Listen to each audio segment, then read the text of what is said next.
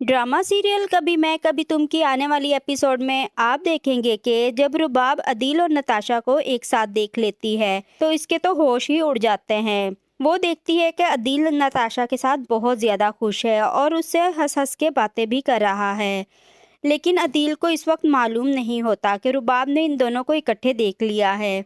जब वो अदील को कॉल करती है तो अदील रुबाब को झूठ बोल देता है और कहता है, मैं इस वक्त ऑफिस के काम में बिजी हूँ, इसलिए मैं तुमसे बाद में बात करूंगा। लेकिन वो इस वक्त नताशा के साथ ही बिजी होता है। तब तो रुबाब के गुस्से की इंतहा नहीं होती। वो यही सोचती है कि अदील को आज इस मुकाम पर पहुंचाने वाला अगर कोई है तो वो सिर्फ मैं खुद हूँ। और तो और ये बात भी इसे काफी ज्यादा हैरान कर देती है कि नताशा जो कि इसकी फ्रेंड है वो अदील के साथ इस तरह घुल मिल कर बातें कैसे कर सकती है। और नताशा भी कहीं ना कहीं रुबाब को धोखा दे रही होती है।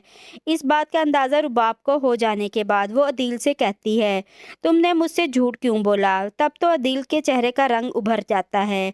वो रुबाब से कहता है, तुम मुझे गलत समझ रही हो, मैंने तुमसे कोई झूठ नहीं बोला। रुबाब कहती है, जब मैंने तुम्हें कॉल की थी तो क्या तुम वाकई ऑफिस के काम में बिजी थे या तुम मेरी दोस्त नताशा के साथ गप्पों में मसरूफ थे। जब अदील को पता चलता है कि रुबाब इस पर नज़र रखती है तो अदील काफ़ी ज़्यादा गुस्से में आ जाता है। रुबाब, तुम चाहती क्या हो। तुमने मेरा जीना मुहाल करके रख दिया है। जब से तुमसे शादी हुई है मेरी ज़िंदगी का सुकून ख़त्म होकर रह गया है।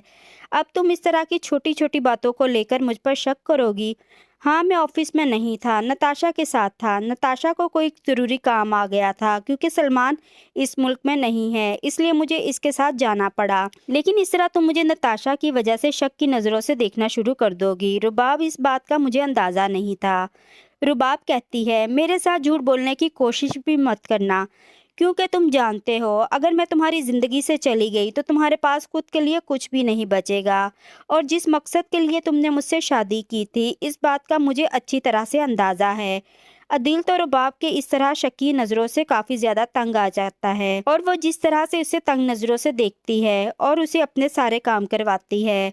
अदील को इस बात का भी दुख होता है कि इसने शर्जीना जैसी खूबसूरत और पढ़ी लिखी लड़की को ठुकरा कर कितनी बड़ी गलती की है। उसे दौलत की फिक्र थी, लेकिन आज उसे अंदाज़ा हो गया कि ज़िंदगी में दौलत सब कुछ नहीं होती बल्कि इखलाक सबसे ज़्यादा अहमियत रखता है। और इसीलिए तो वो मुस्तफ़ा और शर्जीना के रिश्ते से तंग आ चुका था और दोनों के दरमियान फसाद डालने की कोशिश भी कर रहा था। इस तरह दोनों को हंसता मुस्कुराता देख ही नहीं सकता था। आने वाली एपिसोड बहुत ही ज़्यादा इंटरेस्टिंग होने वाली है।